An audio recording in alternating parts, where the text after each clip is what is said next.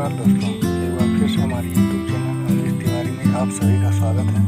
Video देखने से पहले अगर आपने हमारे चैनल को सब्सक्राइब नहीं किया तो चैनल को सब्सक्राइब करें और नए नए वीडियो को देखने के लिए बेल आइकन को दबाना ना भूलें। आज हम आपको बताएंगे कि हनुमान जी को सिंदूर क्यों लगाया जाता है।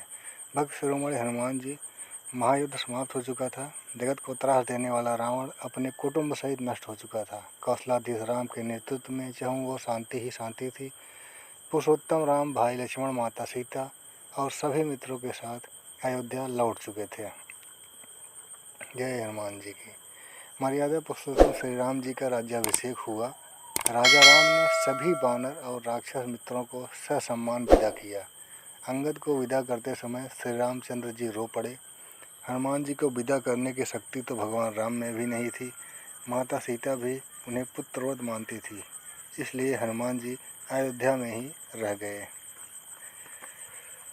भगवान राम दिन भर दरबार में शासन व्यवस्था में व्यस्त रहे। संध्या जब शासकीय कार्यों से छुट्टी मिली तो गुरु और माताओं का कुशल क्षेम पूछने अपने कक्ष में आए। हनुमान जी राम जी के पीछे पीछे ही थे। राम जी के निजी कक्ष में उनके सारे अनुज अपनी अपनी पत्नियों के साथ उपस्थित थे। जय श्री राम। वनवास, युद्ध और फिर अनंत औपचारिकताओं के पश्चात प्रथम अवसर था जब पूरा परिवार एक साथ उपस्थित था। राम, सीता और लक्ष्मण का तो नहीं, कदाचित अन्य बंधुओं को एक बाहरी अर्थात हनुमान जी का वहाँ होना अनुचित प्रतीत हो रहा था। चूँकि शत्रुघ्न सबसे छोटे थे, अतः वे अपनी भाभियों और अपनी पत्नियों की इच्छा पूर्ति हेतु संकेतों में ही हनुमान जी को कक्ष से बाहर जाने के लिए कह रहे थे। पर आश्चर्य की बात यह है कि हनुमान जी जैसा ज्ञाता भी यह मामूली संकेत समझने में असमर्थ हो रहा था। अतः हनुमान जी की उपस्थिति में ही बहुत देर तक सारे परिवार ने जी भर कर बातें की। फिर भरत को ध्यान आया कि भैया भाभी को भी एकांत मिलना चाहिए। उर्मिला को देखकर उनके मन में हूक उठती थी, इस पतिव्रता को अपनी पति का सानिध्य मिलना चाहिए। अतः उन्होंने राम से आज्ञा ली और सबको जाकर विश्राम करने की सलाह दी। सब उठे और राम जानकी का चरण स्पर्श कर जाने को हुए, परंतु हनुमान जी वहीं बैठे रहे। उन्हें देख अन्य सभी उनके उठने की प्रतीक्षा करने लगे कि साथ में बाहर जाएंगे। राम ने मुस्कुराते हुए हनुमान जी से कहा, क्यों वीर, तुम भी जाओ, तनिक विश्राम कर लो।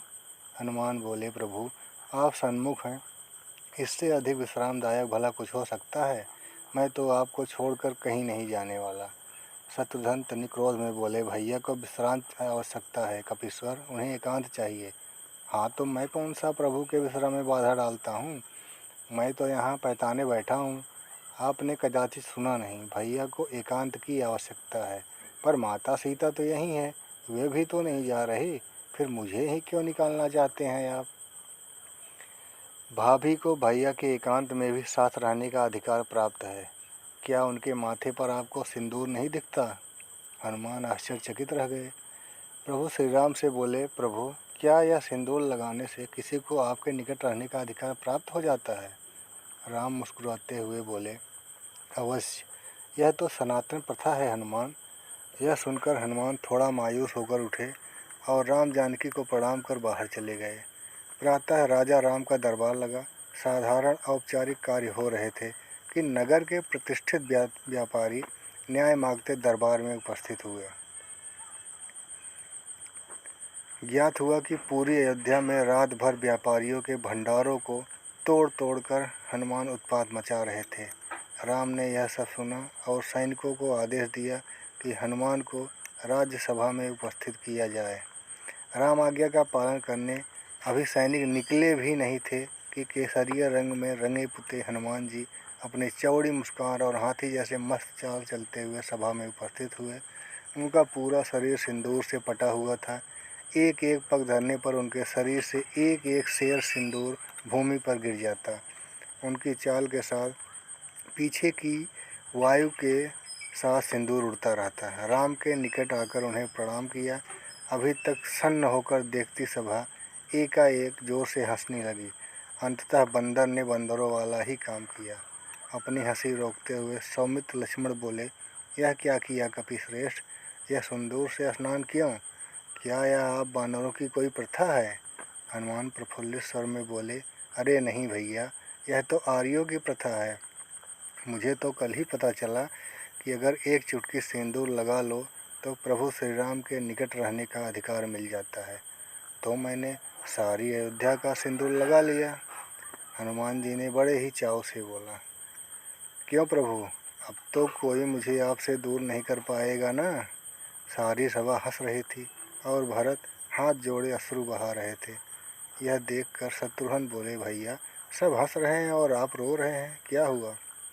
भरत स्वयं को संभालते हुए बोले, अनुज तुम देख नहीं रहे, वानरों का एक श्रेष्ठ नेता, वानर राज का सबसे विद्वान मंत्री, कदाचित संपूर्ण मानव जाति का सर्वश्रेष्ठ वीर, सभी सिद्धियों सभी निधियों का स्वामी, वेद पारंगत, शास्त्र मर्मज्ञ, यह कपिश्रेष्ठ अपना सारा ज्ञान भूलकर कैसे राम भक्ति में लीन है। राम की निकटता प्राप्त करने की कैसी उत्कंठ इच्छा, जो यह स्वयं को भूल चुका है। ऐसी भक्ति का वरदान कदाचित ब्रह्मा भी किसी को न दे पाए। मुझ भरत को राम का अनुज मान भले कोई याद कर ले, पर इस भक्त शिरोमणि हनुमान को संसार कभी नहीं भूल पाएगा। हनुमान को बारंबार प्रणाम। जय श्री राम। जय जय हनुमान जी।